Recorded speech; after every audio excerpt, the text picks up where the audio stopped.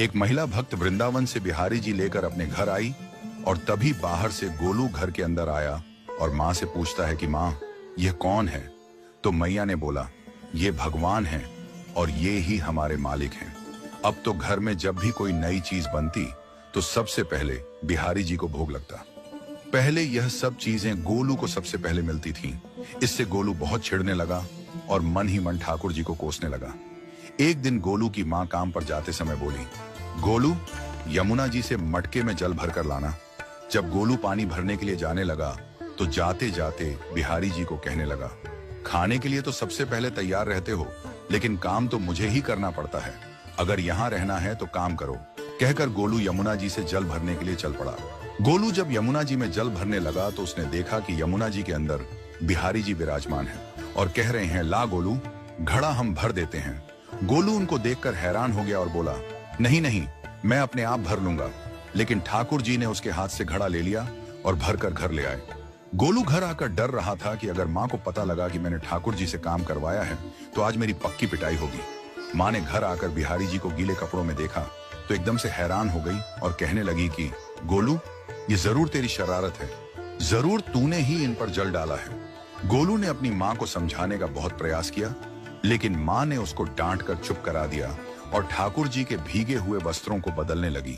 अगले दिन जब माँ ने गोलू को अनाज पिसवाने का काम दिया तो बिहारी जी फिर अनाज का कनस्तर ले आए और माँ को ठाकुर जी के वस्त्रों के ऊपर सूखा आटा पड़ा मिला।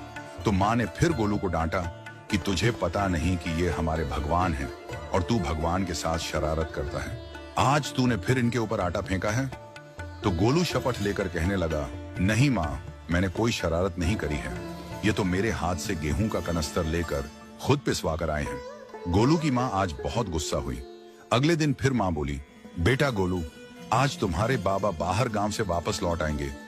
बस आज का ही काम है, तुम जंगल से थोड़ी लकड़ियां ले आना। गोलू फिर डर गया, कहीं ठाकुर जी फिर मेरे पीछे ना आ जाएं। गोलू ने माँ को बोला कि मैं चला तो जाऊंगा, लेकिन बिहारी जी को समझा लो, वो मेरे पीछे ना आई। उसकी माँ हंसकर बोली, हाँ हाँ समझा दूंगी, तुम जाओ तो सही। गोलू जल्दी जल्दी लकड़ियां लेने जंगल में चला गया और माँ काम पर चली गई। लेकिन उस दिन माँ काम से जल्दी वापस आ गई और देखा बिहारी जी अपनी चौकी पर विराजमान नहीं है। वह तो एकदम से घबरा गई कि कहीं गोलू की शरारत तो नहीं। वह भागी भागी जंगल की तरफ गई। तभी उसने देखा कि गोलू के साथ एक इंसान लकड़ियों को लेकर घर आ रहा है। गोलू की माँ यह देखकर हैरान हो गई कि यह तो बिहारी जी हैं। ये क्या हमारे भगवान हमारा काम कर रहे हैं? इसका अर्थ गोलू ठीक कह रहा था। वह जल्दी जल्दी भागकर ठाकुर जी के पास गई और लकड़ियां उनके हाथ से लेते हुए उनके चरणों में गिरकर रोती हुई बोली, हे बिहारी जी, ये आप क्या कर रहे हो? मुंह गरीब का काम क्यों कर रहे हो? ठाकुर जी मुस्कुराते हुए बोले, हमें तो तेरे बेटे पर बहुत प्यार आता है। सब लोग हमें भगवान समझते हैं, लेकिन एक तेरा बेटा ही था जो हमको अपना मानता था। अपना मानकर वो हमें डांट भी देता था, हमारे साथ गुस्सा भी करता था, और जो हमें एक बार अपना मान लेता है तो हम उसके मान के लिए उसके ही हो जाते हैं।